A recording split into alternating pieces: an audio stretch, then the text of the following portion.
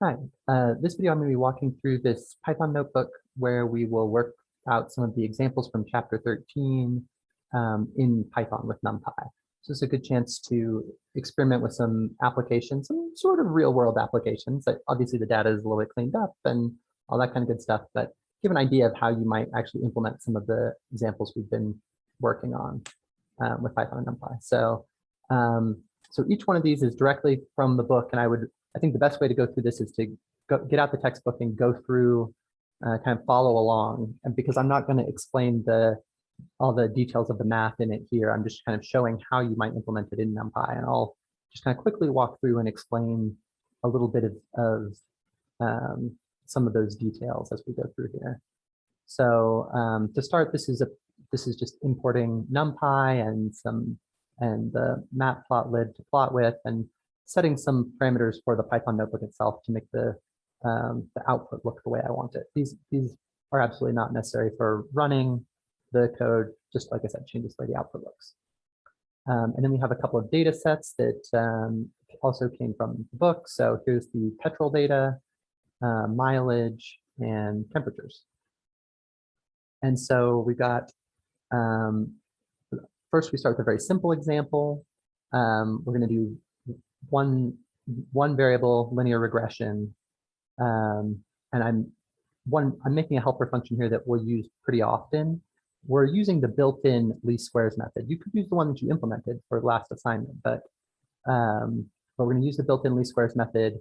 But because it returns not only the least squares values, but also a few other pieces of information like the error and the conditioning, it returns all those in a tuple, and we really only care about the first element. So I just made a little helper function here to make that part a little simpler. And then the first data is this petrol usage one, where it's how many whatever barrels of petrol are getting used per year. So we have years from 1980 to 2014, and we build this A matrix. And so we want a matrix where we have the years data, but then also a constant feature that's just going to be 1, 1, 1, 1 down the whole column. So that's what this expression is. We run our handy least squares on it, and we plot it. So the dots are the real life points, and the green is our model. Seems pretty good. Then we have a couple time series. So this is the mileage travel time series, where we're going to use the months. So our miles data has year and month in it, and we're going to make a bunch of identity matrices within our big A matrix, so that we have a kind of a one-hot encoding. So there's one column that's always 1 if the data point is in January and 0 otherwise. And another column that's 1 if the data point is in February and 0 otherwise. And again, if you go look at page 225 of the textbook, it is going to go into a lot more detail about that. But here's our model. It's kind of spastic looking, but it seems to do okay. And so that's one way you can approach time series. Another way that is also covered in the book is an autoregressive time series, where we will make our model predict based on some number of previous points in the time series. In this case, we're going to use the 8 previous points in the time series, and we're going to use some temperature data. So this is data taken from, I think, like an airport in LAX or something like that.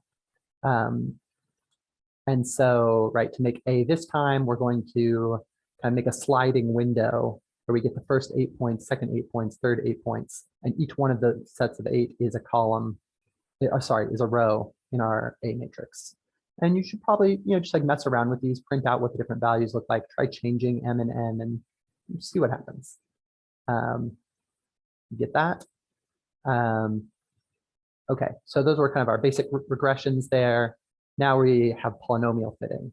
So for this, we're going to generate some artificial data, use random number generator, and the function that we're modeling is this sort of funky t cubed minus t plus something divided by something t squared. It doesn't really matter, but it gives us some data that looks like this. And we're going to use different orders of polynomial models to try and predict this data.